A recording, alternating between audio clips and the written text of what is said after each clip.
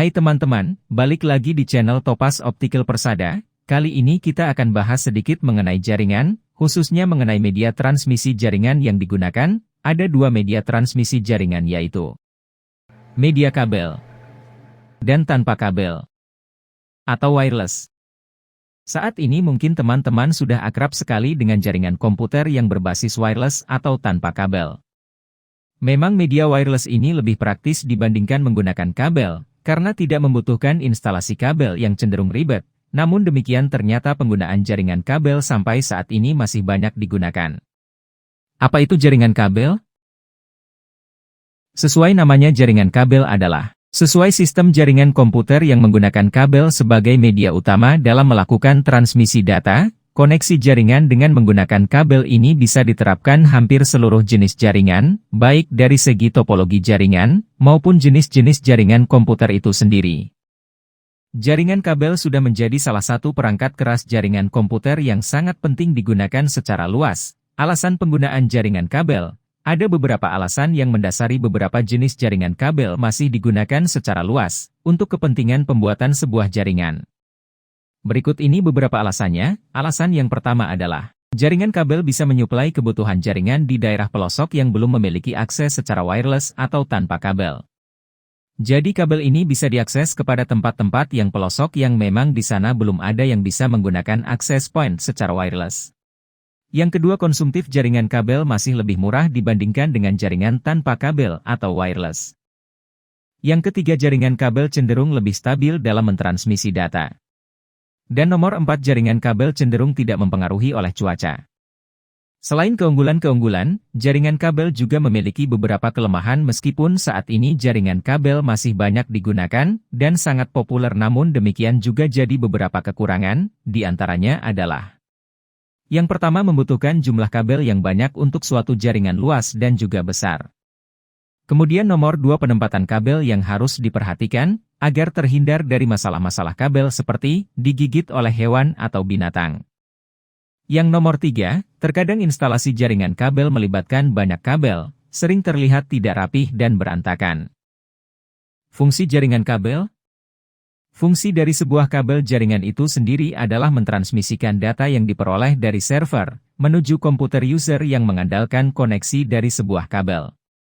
Dengan adanya jaringan kabel ini, maka sebuah jaringan bisa dibangun hanya dengan cara mengoneksikan kabel dengan server dan juga perangkat keras lainnya. Tentu saja, penggunaan kabel jaringan harus juga didukung oleh berbagai macam perangkat keras jaringan yang memadai dan juga berkualitas, agar nantinya proses transfer dan transmisi data menjadi lebih baik dan juga tidak mengalami gangguan.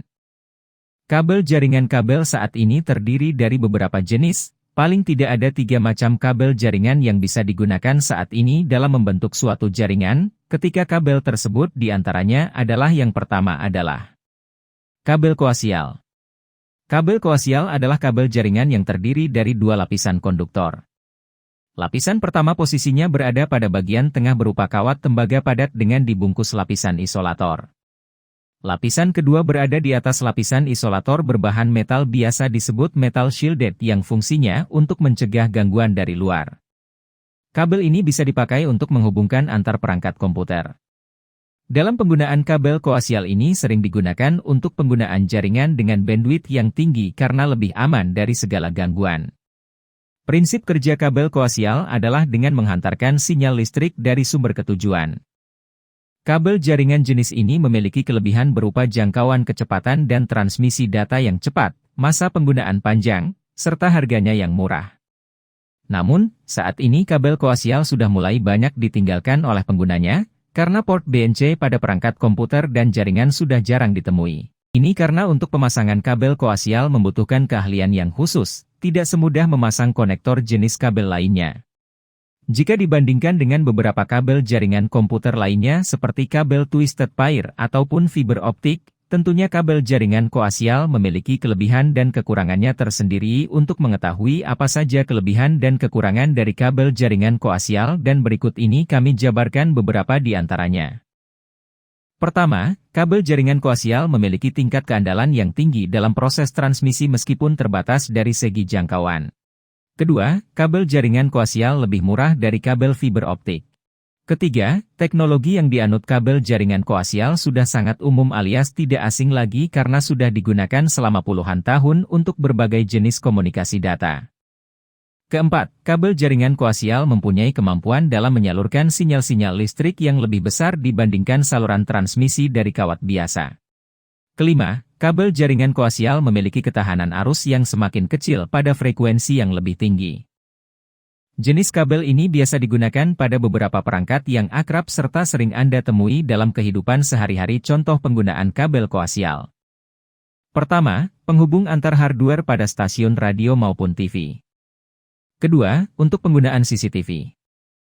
Media transmisi jaringan kabel berikutnya adalah kabel Unshielded Twisted Pair atau UTP, dan yang terakhir yaitu kabel fiber optik. Untuk kedua jenis kabel ini kita sudah bahas di video-video saya sebelumnya.